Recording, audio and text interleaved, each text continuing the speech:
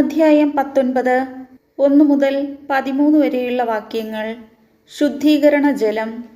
കർത്താവ് മോശയോടും അഹ്റോനോടും അരുളിച്ചെയ്തു, ഞാൻ കൽപ്പിക്കുന്ന അനുഷ്ഠാന വിധി ഇതാണ്.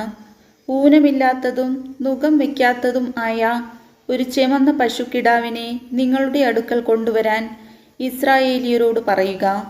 അതിനെ പുരോഹിതനായ എലെയാസറിനെ ഏൽപ്പിക്കണം. പാളയത്തിന് വെളിയിൽ കൊണ്ടുപോയി അവൻ്റെ മുമ്പിൽ വെച്ച് അതിനെ കൊല്ലണം.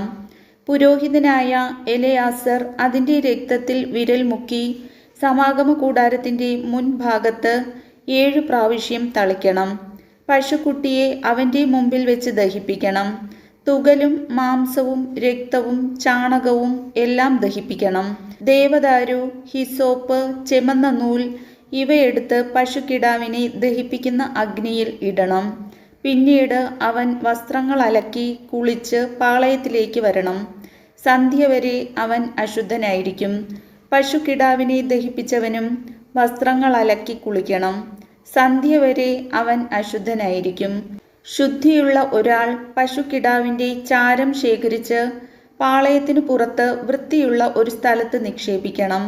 അത് ഇസ്രായേൽക്കാർക്ക് പാപമോചനത്തിനുള്ള ശുദ്ധീകരണ ജലം തയ്യാറാക്കുന്നതിനായി സൂക്ഷിക്കണം.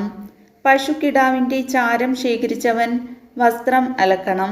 സന്ധ്യ വരെ അവൻ അശുദ്ധനായിരിക്കും. ഇസ്രായേലിയർക്കും അവരുടെ ഇടയിൽ പാർക്കുന്ന പരദേശികൾക്കും ശാശ്വത നിയമമാണിത്. മൃതശരീരത്തെ സ്പർശിക്കുന്നവൻ 7 ദിവസത്തേക്ക് അശുദ്ധനായിരിക്കും.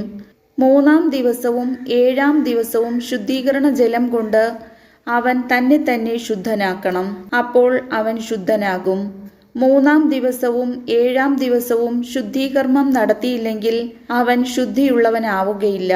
ശവശരീരം സ്പർശിച്ചിട്ട് തന്നെ ശുദ്ധീകരിക്കാത്തവൻ കർത്താവിൻ്റെ കൂടാരത്തെ അശുദ്ധമാക്കുന്നു. അവനെ ഇസ്രായേലിൽ നിന്ന് വിച്ഛേദിക്കണം. ശുദ്ധീകരണ ജലം തൻ്റെ മേൽ തളിക്കാത്തതുകൊണ്ട് അവൻ അശുദ്ധനാണ്. അവനിൽ അശുദ്ധി നിലനിൽക്കുന്നു. കർത്താവിൻ്റെ വചനം.